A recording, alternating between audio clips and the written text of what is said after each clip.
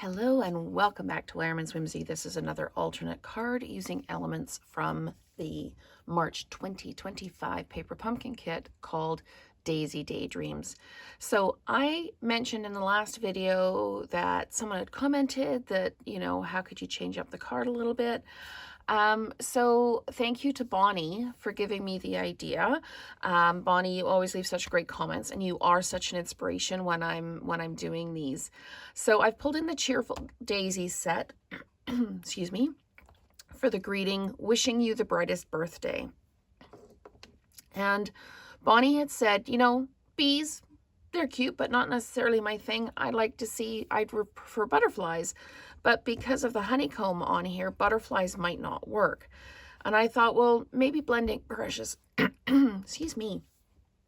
So what I've got is I've got a card front. It's one I've taken the back of the card off. So I've cut this down to 5 1/4 by 4, and I'm putting it on a mossy meadow background. Now, because it's a dark, you would need to put a piece of cardstock inside so that you could write on it. But for this, I really want to focus on the card itself.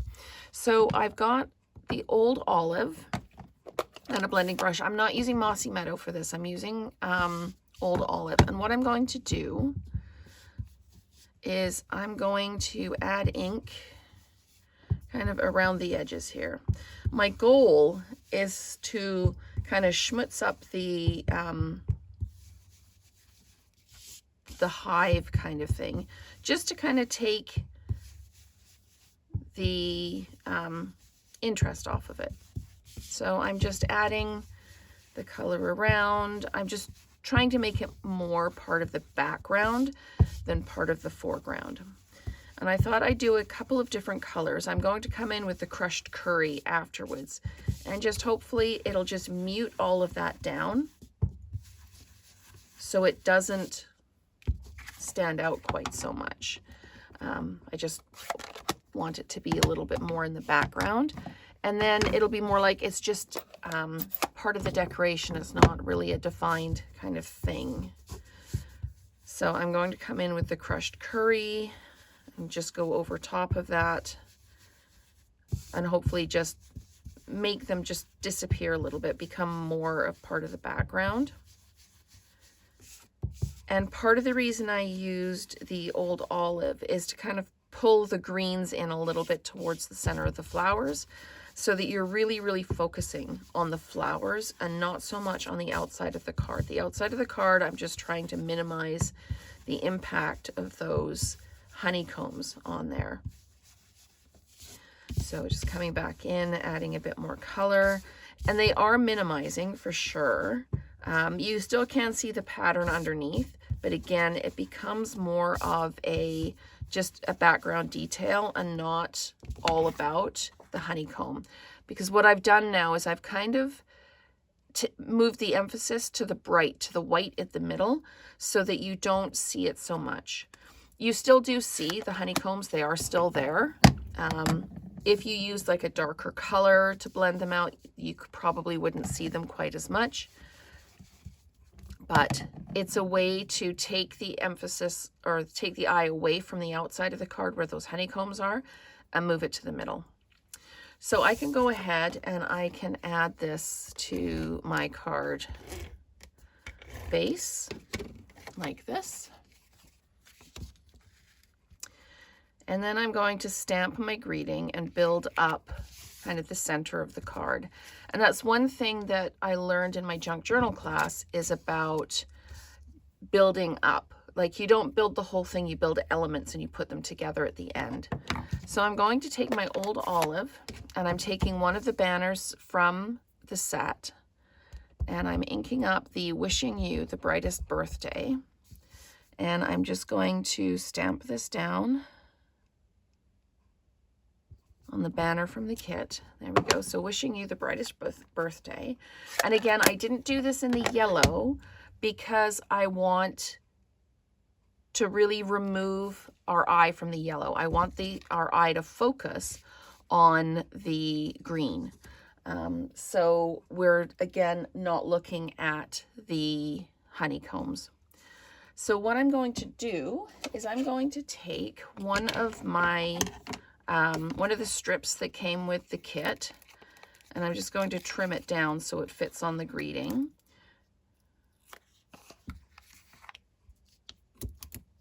Okay, so we're going to take this piece and we're going to put it on the back of here. And the reason I'm using a strip is because I'm going to weave some ribbon behind this.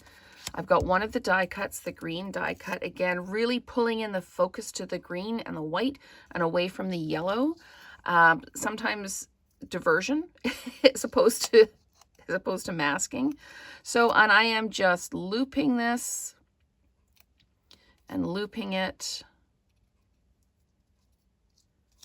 Again, really pulling the eye to focus on the center of the card and not on the outside edge of the card. Okay, so we're just going to do that like that, and I'm just going to move this one over a little bit. There we go. So just trim those edges off, one like that and one like that. Okay, and I've still got tons of sticky that I can still add this to my little circle here, like that. And that will go in the middle of the card. Now, I don't know whether I should dimensionalize that or flat mount it. I'm going to dimensionalize it. You could flat mount it. We can see. Let's see what it looks like when it's built. So I'm just going to add dimensionals to the outside. I've got dimensionals in the middle of this. So I'm just adding dimensionals kind of to the outside so that it's not too bulky in the middle. Okay, let's do this. And we're going to pop that down right in the middle like that. Wishing you the brightest birthday. And Bonnie had mentioned butterflies, and it just so happens I have restocked on my brass butterflies. So let's take some of these out and let's add some little brass butterflies to this.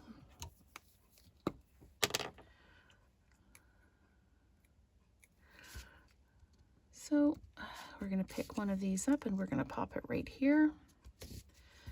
And we're going to pop this one just down here like this. And it's always good to do things in the rule of threes. So let's find somewhere else where we can put this one. Let's pop this one right up here. Well, let's do it straight. Okay, so we're just going to pop that around like that. And what again that does is it brings the eyes to the middle and away from the outside edge. And here's the flap front card that I did. And you can see that you really do see the honeycomb image here. And although it's still visible here, it's not the focus of the card. It's not so obvious. We're really bringing the eye to the middle. And I think it adds a really nice depth to this. And of course, looking at this card now, I'm thinking, oh, I could have used the blending brush and just added just a little bit of color to the greeting. I'm not going to press too hard because, you know, I don't actually want to schmutz everything. But that is the card inspired by Bonnie, asking how we could use butterflies instead of bees. So thank you so much for watching. I've got one more alternate card for you so we can create together again soon.